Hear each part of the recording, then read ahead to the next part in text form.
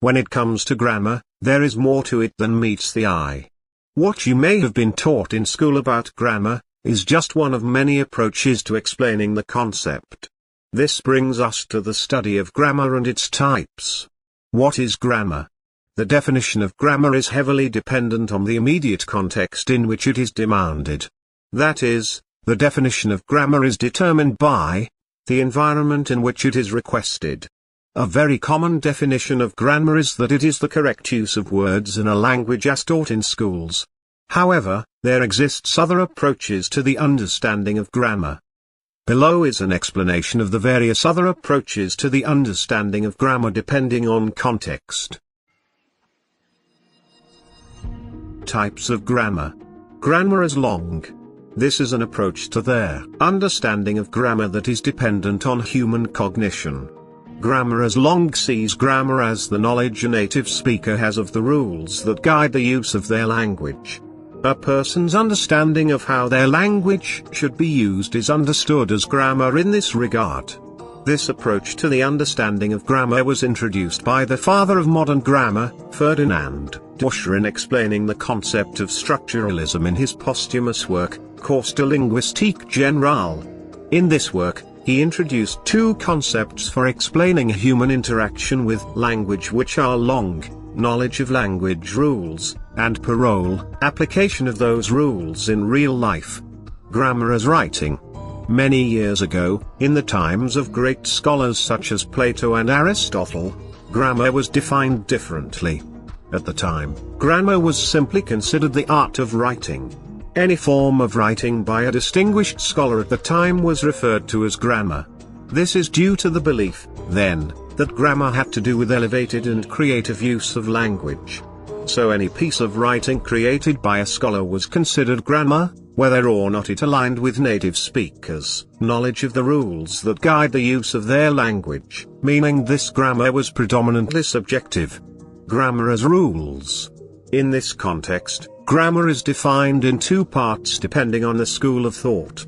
One school, which is the prescriptive grammar school, also known as universal grammar or school grammar, defines grammar as the rules to speak American English confidently. Or maybe you want to ace the US citizenship test. Then American English, Grammar for English Learners by Dr. Jean Robert Lane is your perfect guide. In this book, you'll discover English phonology basics, learn the sounds of English with clear guidance on pronunciation using the International Phonetic Alphabet, IPA. 8 essential parts of speech, get a firm grasp on English grammar essentials with examples and exercises to build a strong foundation, practical and thematic vocabulary, gain conversational vocabulary and specialized terms for different professions, making language learning relevant and real-world ready. Reading and conversation practice, build your skills with short stories and practical conversations that are immediately useful. Citizenship Test Guide. All the essentials for passing the US citizenship test are right here, with practice answers included. With a clear, accessible approach and real-world examples, this book is ideal for learners at any level. Start your journey to fluency and make your American dream a reality with a guide that's as comprehensive as it is easy to understand. Click the link in the description to grab your copy of American English, Grammar for English Learners by Dr. Jean Robert Lane. Now, we get a small affiliate commission each time you make a purchase, and don't worry, it comes at no extra cost to you. Determine the do's and don'ts of a language. These rules place a restriction on how a language must be used as well as how it must not be used. It was formulated based on the hypothesis of scholars at the time. That is, the rules that determined how language should be used were created by scholars based on their own assumption of how language should be used, rather than native speakers' intuition. The other school of thought is their descriptive grammar school. Also known as modern grammar, it defines grammar as the rules that guide the use of language based on native speakers' intuition. Linguists, first of all, study native speakers of a language and their culture, to be able to understand how and why they use their language the way they use it. After carrying out their research, they then come up with theories on how a language should be used based on native speakers' intuition. This is the grammar that is taught in higher institutions, while prescriptive grammar is taught in grade schools.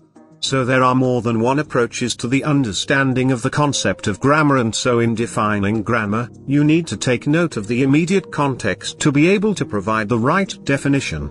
Whether to define it as knowledge of language rules, the art of writing, the rules that guide language use based on scholarly assumption or native speaker intuition, etc. Understanding the different types of grammar will better inform you on the various approaches to the understanding of grammar. See you soon.